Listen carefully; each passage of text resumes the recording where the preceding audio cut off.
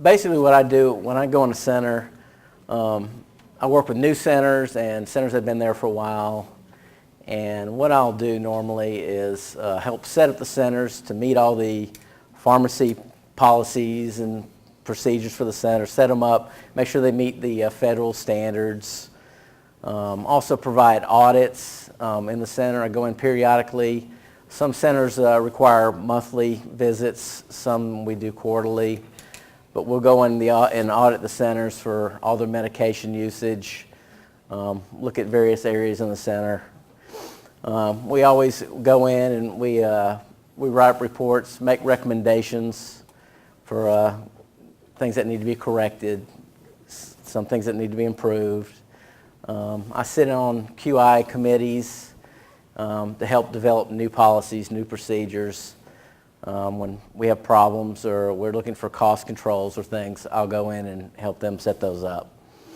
Additionally, which I think is probably the most important part, is I go in and we train staff, work with everybody, get them to understand all the proper pharmacy policies and procedures that they're supposed to follow. Track your narcotics from the time that you order your medications to the time that they're administered to your patient.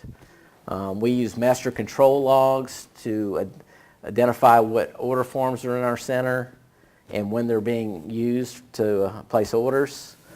We use narcotic count sheets to do daily counts on our narcotics.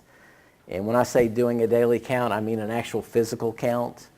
So many centers will go in and look at the previous day's count and write that number down on the beginning of the sheet every day.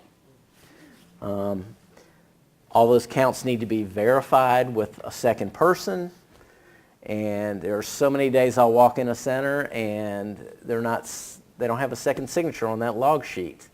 And I'm just going, well, number one, you're not protecting yourself if you're counting it by yourself. And number two, you're my first suspect. Okay, so when we have a discrepancy, I'm going to go, well, this person didn't have somebody verify with him 3 days. We're going to have a talk with that person. It's so important to document the amount that you use for these patients and to document your waste and make sure that all waste is also double signed off on. We can track a medication from getting into the narcotic book all the way to the chart, and when I see a lot of waste and those kind of things, I'm gonna use a little, I'm gonna write that down as to who's doing all these waste, okay? So the only way you can protect yourself is if you have somebody verify those wastes with you when you're getting rid of it. That picks up those drugs that are expired twice a year for me. So I keep them separate in a biohazard area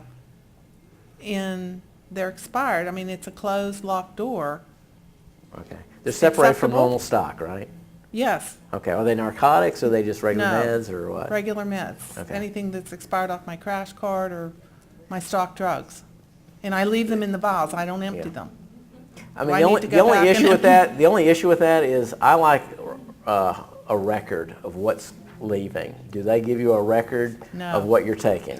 No. That's why it's important to use a reverse wholesaler, because you'll list the medications that you're sending out and you'll have a record of it. You'll know exactly what left your facility. And you can make changes on your par levels and do a lot of things with those records to enable you to reduce your cost factor. We have a comment.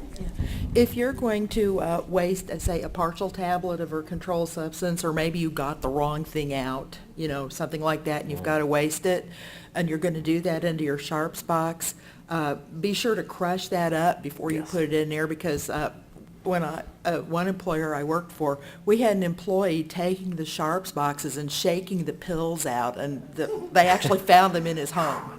So you wonder why people would take something out of a sharps box, but you just never know. So crush it before you waste it in there.